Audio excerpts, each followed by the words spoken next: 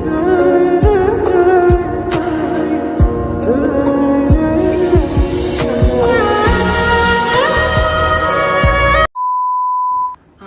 রাকিবের সাথে কি নিয়ে কথা কাটাকাটি হয়েছে সেটা এখন এখানে না বললেই না।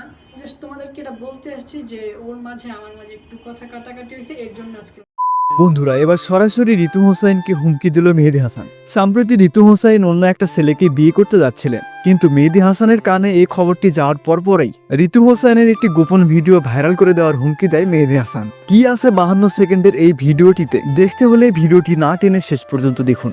বন্ধুরা, ঋতু হোসাইন বর্তমান সময়ে বাংলাদেশের সব থেকে বড় একজন ইউটিউবার আকিব হোসাইনের ছোট বোন। বেশ কয়েক মাস যাবৎ ঋতু হোসাইনের বিয়ের কথা চলছিল, তবে সম্প্রতি একটা ছেলের সাথে বিয়ের এক জোর গুঞ্জন শোনা যাচ্ছে। এরই মাঝে মেহেদী হাসান লাইভে এসে বলল, ঋতু হোসাইন যদি অন্য জায়গায় বিয়ে হয় তাহলে আমি সবকিছু শেষ করে দেব। আমার কাছে ঋতুর একটি ভিডিও আছে যেটা আমি ভাইরাল করে দেব, আর এই ভিডিও যদি ভাইরাল হয় ঋতু হোসাইনকে আর কেউ বিয়ে করবে না।